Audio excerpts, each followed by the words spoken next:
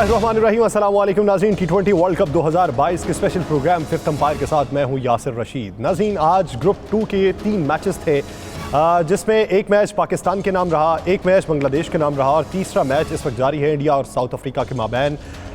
अगर आज के मैच में इंडिया मैच हार जाता है तो पाकिस्तान की पोजीशन क्या होगी, आगे बढ़ने के चांसेस क्या होंगे, अब तक कोताहियाँ गलतियाँ क्या हुई और बेहतरी के इम्कानात कहाँ पर रोशन किए जा सकते हैं, किस तरीके से किए जा सकते हैं। हमारे इस वक्त पैनल में मौजूद हैं सीनियर स्पोर्ट्स जर्नलिस्ट हैं अब्दुल सत्तार हाशमी साहब, उन्होंने हमें ज्वाइन किया है, और स्पोर्ट्स एनालिस्ट अहमद कुरैशी साहब भी हमें ज्वाइन करेंगे।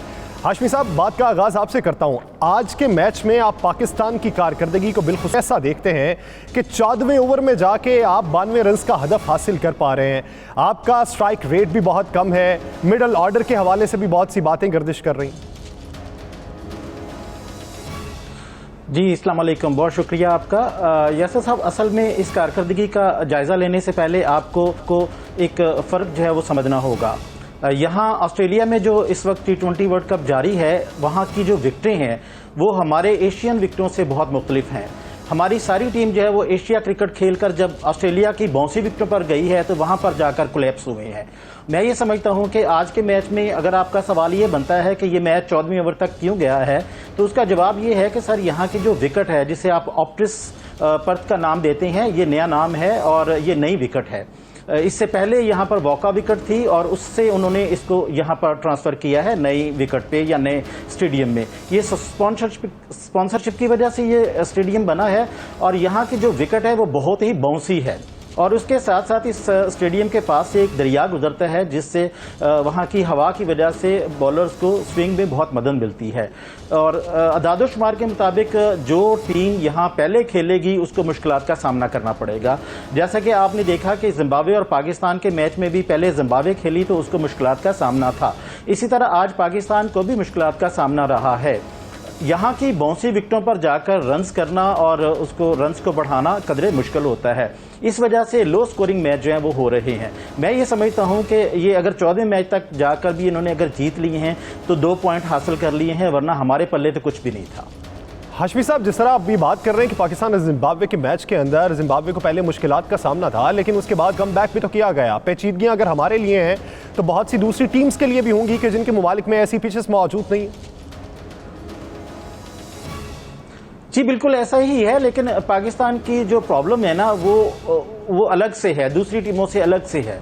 यहाँ पर बहुत सारे सवालात हैं। मसलन पहला ये है कि पाकिस्तान का जो मिडल ऑर्डर है वो बिल्कुल ही फ्लॉप है। पाकिस्तान का मिडल ऑर्डर वो कारकर्दगी नहीं दिखा रहा जो दूसरी टीमों के दिखा रहे हैं। जैसे अभी आप देखें कि न्यूजीलैंड जो है वो 15 रन पर 3 खिलाड़ी आउट थे, लेकिन मिडल ऑर्डर ने उस इनिंग्स को उठाया और मैच जीत लिया। पाकिस्तान का प्रॉब्लम जो है वो मिडल ऑर्डर्स के ना चलने का है, सबसे बड़ा प्रॉब्लम यही है। और उसकी जो वजह है वो ये है कि हम लोग जो है वो रवायती क्रिकेट खेलते हैं। हमारे मिडल ऑर्डर के बल्लेबाज जो है वो सीधे छक्के मारते हैं और छक्के मारने की कोशिश में आउट हो जाते हैं। यहाँ की जो बाउंड्रीज हैं वो बड़ी हैं, जिसकी वजह से उनके जो छक्के हैं वो रास्ते में ही पकड़े जाते हैं। जबकि एक नई जो शॉट है जिसे आप स्विच शॉट कहते हैं, जो कि पीटरसन ने इजाद की थी और मैक्सवेल जो है उसको खेलते हैं। आप बताइए कि हमारे यहाँ जो मिडल ऑर्डर्स के बल्लेबाज हैं वो इस स्विच शॉट को खेलने की सोच भी नहीं सकते। और दूसरी वजह यह है कि ये जब खेलते हैं तो ये एक टर्म होती है गैप ढूंढना, प्लेयर्स के बीच में, फील्डर्स के बीच में गैप ढूंढना।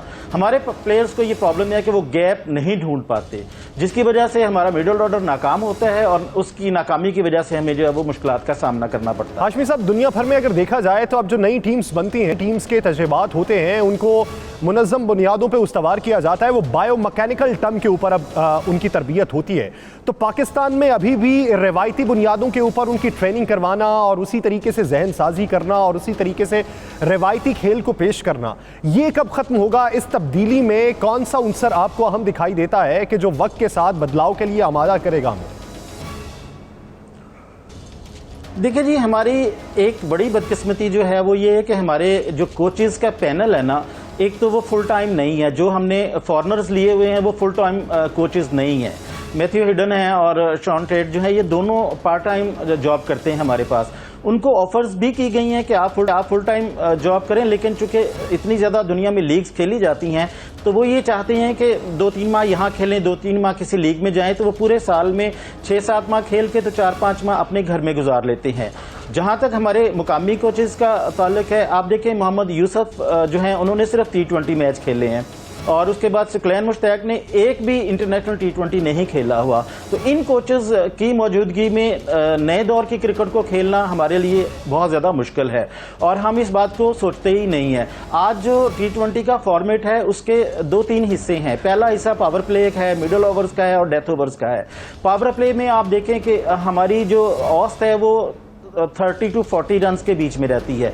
मिडिल ओवर्स में हम जो है वो हमारे जो बैटर्स हैं मिडिल ऑर्डर के, उनकी वजह से नाकाम रहते हैं और डेथ ओवर्स में फिर हमारे से कोई स्कोर ही नहीं बनता। हमारे जो ओपनर्स हैं वो पहले 10 ओवर्स में तो 70, 50, 80, 90 बना लेते हैं। आखिरी 10 ओवर में 100 रन बनने चाहिए। मैं हाशिम साहब आपकी तरफ वापस आता हूँ। इसी बीच हमें स्पोर्ट्स एनालिस्ट जो है अहमद कुरैशी वो ज्वाइन कर चुके हैं। Ahmed, thanks for joining. Ahmed, अगर आज देखा जाए तो आप क्या समझते हैं कि पाकिस्तान की कारकर्दगी जो है वो किस हद तक बेहतर होने की ज़रूरत है? हमने एक आसान मैच जो है वो पहले गंवाया, फिर इंडिया के मुकाबले में हमें जिस तरह की शिकस्त का सामना करना पड़ा और अभी ख़तरे के बादल हमारे सर पे ये मंडला रहे हैं कि हम T20 वर्ल्ड कप के सेमीफाइनल से आउट होने वाले हैं। गलतियां हमने कहाँ पे की हैं और उन गलतियों पे काबू किस तरीके से पाया जा सकता था?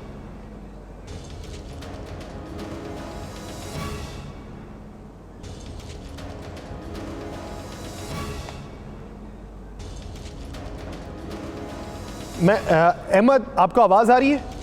अहमद से राबिता दोबारा से बहाल करते हैं, आवाज़ में कुछ मसाइल का सामना है। हाशमी साहब, मैं जो बात कर रहा हूं कि आज के मैच को लेके शायकीन क्रिकेट की राय रखते हैं कि इंडिया मैच जानबूझ के हार जाएगा। हमारे यहाँ खेल में भी सियासत को लाया जाता है, नज़रियाती इख्तलाफ को भी लाया जाता है।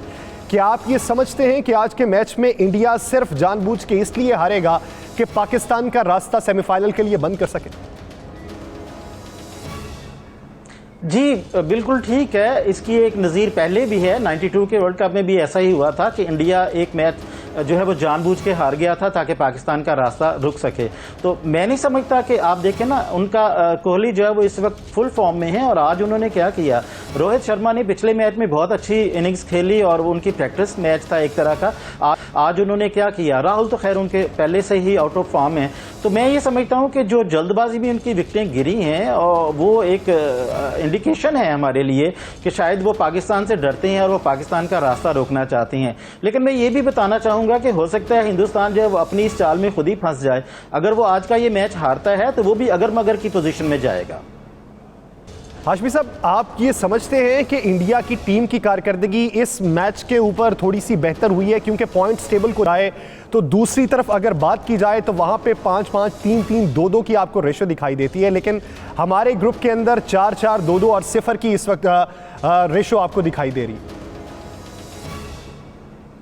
नहीं, इसमें कोई शक नहीं है कि इंडिया बेहतर पोजीशन में है, लेकिन आप ये देखें कि वो उसकी जो कारकर्दगी है वो उसके उस मयार की नहीं है जिसका वो दावा करते हैं। पाकिस्तान के साथ जो उनका मैच है वो उन्होंने अंपायर के एक नो बॉल की मदद से जीता और उसके बाद दूसरा मैच नीदरलैंड के खिलाफ जो खेला वहां पर भी उनके रन्स 200 प्लस होने चाहिए थे, जितनी बड़ी वो टीम है, लेकिन वो बीच में फंस गई थी और उसकी वो कारकर्दगी नहीं है। और आज की कारकर्दगी भी देख लें आप, उनकी वैसी नहीं है जैसी उनसे तवक्को की जा रही थी। तो ये जो आगे आप देखें कि यहाँ पर एक अहम डार्क हॉर्स टीम जो है ना वो बांग्लादेश खड़ी है, उसके 4 पॉइंट्स हैं और उसके 2 मैच अभी बाकी हैं, वो भी अपसेट कर सकती है। तो इसलिए भारत को ये सोचना पड़ेगा। आप क्या समझते हैं कि अगर पाकिस्तान के चांसेस नहीं बनते आगे जाने के तो बांग्लादेश के चांसेस किस हद तक हो सकते हैं? अगर उनकी आप टीम को देखें, टीम की हालिया कारकर्दगी को देखें और माजी में वर्ल्ड कप में कारकर्दगी को देखते हुए अब उसका तनासुबी जायजा लें, तो आपको किस हद तक वो मजबूत टीम दिखाई देती है? देखिए, बांग्लादेश की टीम जो है ना वो इस वक्त अपनी फुल स्ट्रेंथ के साथ नहीं आई है। उन्होंने पूरा साल जो अपने खिलाड़ी खिलाए थे ना, लेकिन वर्ल्ड कप की जो टीम अनाउंस की तो उसमें कुछ नए लड़के ऐसे दाखिल कर लिए जो प्रैक्टिस में नहीं थे, लेकिन इसके बावजूद वो 4 पॉइंट के साथ खड़ी है और उनके अगले 2 मैच जो है वो पाकिस्तान और भारत के खिलाफ हैं। तो मेरा ख्याल है कि पाकिस्तान की जिस तरह की इस वक्त परफॉर्मेंस जारी है, बांग्लादेश उसको टफ टाइम दे सकती है और ठीक भारत की जो कारकर्दगी तो दिखाई नहीं देती, लेकिन उसके बावजूद भी वो टीम आपको मजबूत दिखाई देती है। हाशमी साहब, मैं आपकी तरफ वापस आता हूं। अहमद कुरैशी फिर से हमें ज्वाइन कर चुके हैं। Ahmed, thanks for joining. Ahmed, क्या समझते हैं कि इस वक्त मौजूदा सूरत हाल में पाकिस्तान ने कौन सी बड़ी गलतियां की हैं कि जिसके बायस हमें इस वक्त इस नहज पे ख़तरा आन पहुंचा है कि शायद हम सेमीफाइनल में ना जा सकें। हम दुनिया के बेहतरीन बल्लेबाज भी अपनी टीम में रखे बैठे हैं, हमारे पास बॉलर्स भी बहुत अच्छे हैं, लेकिन उस सब के बावजूद हम कारकर्दगी अच्छी नहीं दिखा पा रहे। देखें, अगर हम शुरू से ही बात करें तो सिलेक्शन से ही जो है मसले मसाइल आपको नज़र आ रहे थे। लास्ट ईयर जब T20 वर्ल्ड कप हुआ तो उसके बाद से जिस तरह से पाकिस्तान के मिडिल ऑर्डर ने स्ट्रगल किया है, हर कोई ये एक्सपेक्ट कर रहा था कि पाकिस्तान की जो टीम है उसके अंदर कुछ चेंजेस किए जाएंगे, लेकिन अनफॉर्चुनेटली जिस तरह की सिलेक्शन की गई है उस सिलेक्शन से फिर इसी तरह की उम्मीदें वाबस्ता रखनी चाहिए थी और रखी जा सकती थी। मेरे ख्याल में बहुत ज़्यादा अनफॉर्चुनेट है कि हम जब भी कोई वर्ल्ड कप आता है या कोई बड़ा इवेंट आता है तो हम ये कहते हैं कि भाई हम जो है अपनी गलतियों से सीखेंगे और हम अब अगले वर्ल्ड कप की तैयारी करेंगे, लेकिन मुझे ये समझ नहीं आती कि आखिर कब तक जो है वो ऐसा चलता रहेगा। अहमद, आप क्या समझते हैं सिलेक्शन कमेटी से कौन से गलत फैसले हुए? बेहतर क्या हो सकते थे? किसका चुनाव बेहतर हो सकता था? किसे टीम में शामिल किया जाता या किसे आजमाया जाता? देखें कि बहुत सारे हमारे पास ऑप्शंस थे। हमारे पास शर्जील खान थे, शर्जील खान के साथ साथ शुएब मलिक को मिडिल ऑर्डर में होना चाहिए था, सरफराज अहमद हो सकते थे। अगर हम सरफराज अहमद और शुएब मलिक की सर्विसेज की बात करें तो आई थिंक उन्होंने जो पाकिस्तान के लिए सर्विसेज दी हैं उससे वो कोई भी डिनाई नहीं कर सकता, लेकिन बस यहाँ पे जिसकी लाठी उसकी भैंस वाला हिसाब है। हर कोई जो है वो अपनी मनमानी करता, फिर सिलेक्शन कमेटी जो है वो बस नाम की सिलेक्शन कमेटी है और एक बिल्कुल कठपुतली की तरह सिलेक्शन कमेटी जो है वो ऑपरेट कर रही है। तब्दीलियां हो सकती थीं, तब्दीलियों के लिए गौर भी किया जा सकता था, लेकिन ये तब्दीलियां किस हद तक इम्पॉर्टेंट थीं? तजर्बाकारी के साथ साथ यंग ब्लड को किस तरीके से मौका दिया जा सके, इस पर बात करेंगे एक ब्रेक के बाद। लेकिन नाज़रीन, ब्रेक पे जाने से पहले कोका कोला ने अपने क्रिकेट फैंस के लिए एक क्विज शो मुतारिफ करवाया है। आप उसमें हिस्सा ले सकते हैं। QR जो कोड है वो उसे आप स्कैन कीजिए, जो ब्रेक में भी आपके पास आएगा, और जो जीतेगा वो कोक का मर्चेंडाइज बन सकता है। ब्रेक लेते हैं और ब्रेक में हम भी खेलते हैं, ये क्रिकेट एक्सपर्ट भी खेलेंगे, तो देखना यह है कि कौन जीत के करीब पहुंचता है। कहीं नहीं जाएगा, स्टे विद अस।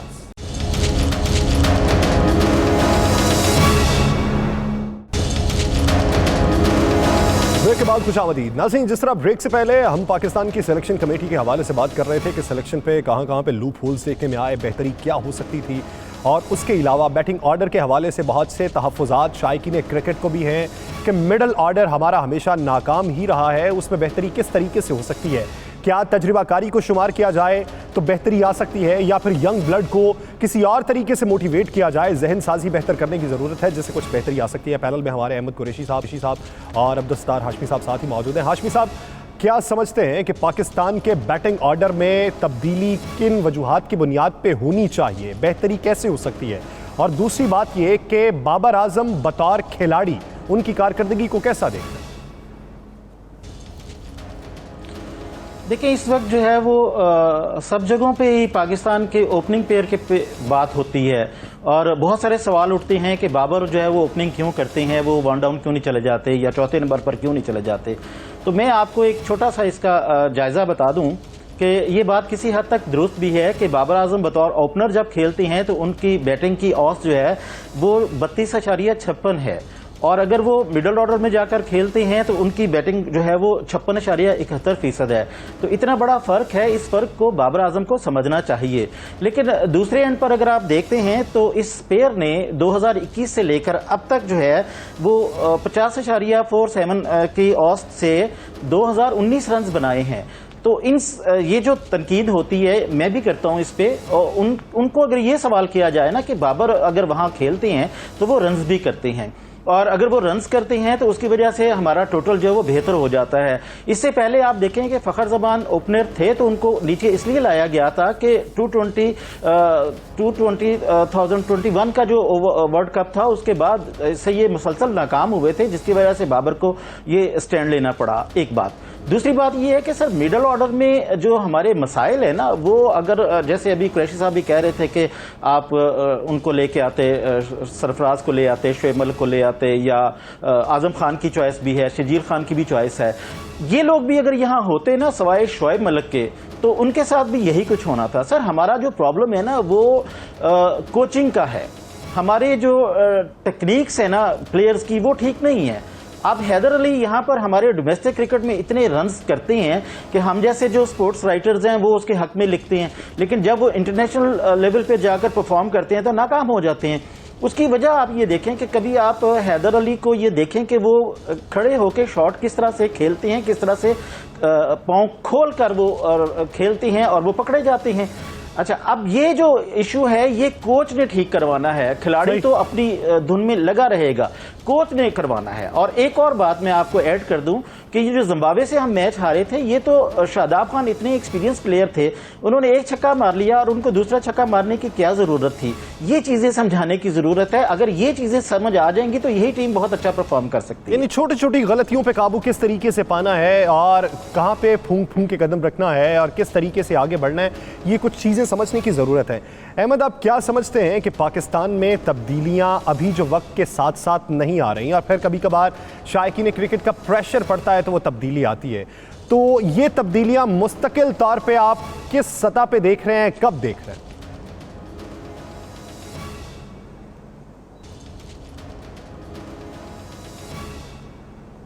अहमद, आपकी आवाज नहीं आ पा रही। जी, अब आ रही है? जी। देखिए यासिर, यह बात ये है ना कि पीसीबी अनफॉर्चुनेटली अगर आप चेयरमैन से लेके चीफ सिलेक्टर से लेके हेड कोच तक जिसको भी देखें, सब लोग डिनायल मोड में है। और ये जो डिनायल मोड है ना, ये बहुत ज़्यादा खतरनाक है। हर किसी ने बावर कराया था कि आप T20 वर्ल्ड कप के लिए जा रहे हैं और आपकी performances up to the mark नहीं होंगी, तो इसलिए कुछ अकल करें और टीम के अंदर चेंजेस करें। लेकिन पीसीबी जो है वो एक ही चीज़ पे अड़ा हुआ था, खासतौर पे चेयरमैन साहब की, यही टीम हमें वर्ल्ड कप जिताएगी। और आप देख लें कि वर्ल्ड कप जिताना तो दूर की बात है, वर्ल्ड कप में जो है वो इज्जत भी अगर बच जाए तो बहुत बड़ी बात है।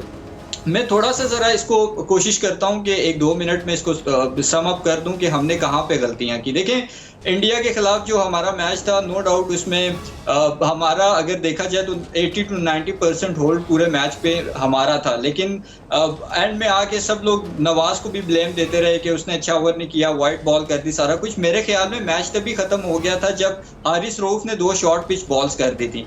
आप जो डेथ ओवर्स होते हैं उनमें आप कभी भी इस लेग स्टंप पे शॉर्ट पिच बॉल्स नहीं करते, और वो भी विराट कोहली जैसे बैट्समैन के अगेंस्ट। फिर नो बॉल की एक कंट्रोवर्सी बन गई, पूरा पाकिस्तान खड़ा हो गया जी, नो बॉल है, नो बॉल है। भाई थोड़ा सा आप इस बात को समझें कि जब एक स्पिनर फुल टॉस करता है किसी बैट्समैन को तो वो उस स्पिनर के लिए जहर है। इसी तरह जब एक fast bowler short pitch ball करता है तो वो उस फास्ट बॉलर के लिए जहर है आखिरी ओवरों में। ये कुछ तब्दीलियां हैं, ये मेजर तब्दीलियां हैं जो होने की जरूरत है। हाशमी साहब, आज के मैच पे अगर बात की जाए, जो अभी मैच जारी है साउथ अफ्रीका और इंडिया का, उसमें इंडिया ने 134 रन का हदफ दिया। ताकुब साउथ अफ्रीकन टीम की पहली विकेट, जो अहम विकेट है डिकॉक की, वो गिर चुकी है। क्या समझते हैं कि इंडिया कम बैक किस तरीके से कर सकता है? और इन पिचेस को लेके, आज के मैच की कंडीशन को लेके, आपको लगता है कि साउथ अफ्रीका जो है वो इंडिया को हराने में कामयाब होगा? सर, ये मैच मुझे वैसे ही नजर आ रहा है जैसे जिम्बाब्वे और पाकिस्तान का था। ये मैच मुझे वैसे ही नजर आ रहा है जैसे सुबह बांग्लादेश का और जिम्बाब्वे का था। ये मैच फंसेगा इसलिए कि विकेट की जो कंडीशन है वो बड़ी और तरह से है।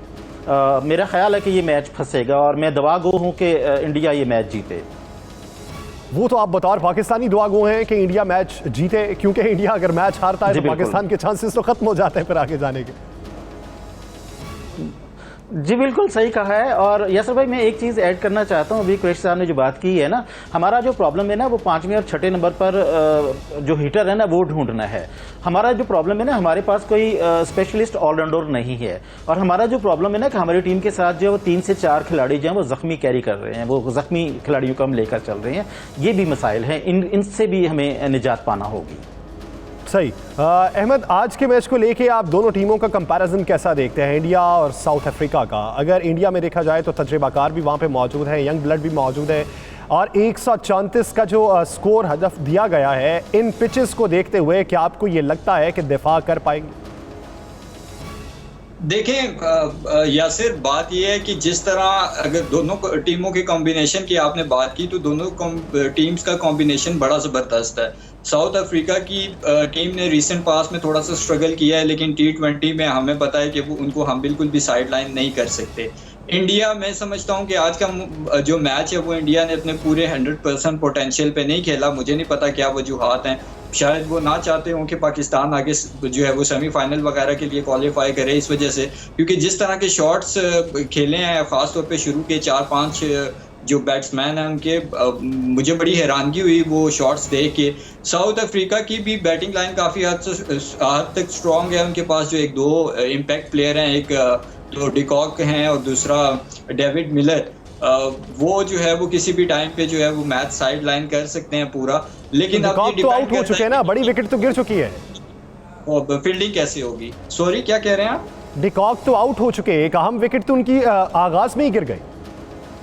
अच्छा, ये मुझे नहीं पता क्योंकि मैं अभी आपके साथ प्रोग्राम में बैठा हूँ, जी, तो डिकॉक की विकेट गिर चुकी है, तो फिर इसका मतलब है कि ऑब्वियसली इंडिया को एक अच्छा स्टार्ट मिल गया और इस मोमेंटम को कैरी ऑन करना चाहिए। और देखें, बात यह है कि सब टीम्स यहाँ पे T20 वर्ल्ड कप खेलने गई हैं, लेकिन अगर हम यहाँ पे एक दूसरे के खिलाफ पॉलिटिक्स करेंगे, इस वक्त लगता भी है कि हदफ के ताक़ुब में अगर ये टीम निकली है तो ये मैच मुश्किल में भी जा सकता है, क्योंकि एक अहम विकेट का गिर जाना और फिर पाकिस्तानियों की दुआ भी यही है कि इंडिया मैच जो है वो जीत जाए। दूसरी विकेट भी गिर चुकी है। मैच प्रोग्राम के अख्ताम पे एक नई डेवलपमेंट जो आपसे शेयर कर रहे हैं, दूसरी विकेट गिरी है, तो इंडिया अगर ये मैच ले जाता है तो पाकिस्तान के लिए कुछ चांसेस बन सकते हैं आगे बढ़ने के। अब्दुल साहब और अहमद कुरैशी साहब इस हवाले से अपना वक्त देने के लिए बहुत शुक्रिया। नाज़रीन, फिफ्थ अंपायर से मुझे दीजिए इजाज़त, अपना बहुत सा ख्याल रखिएगा। अल्लाह के बाद।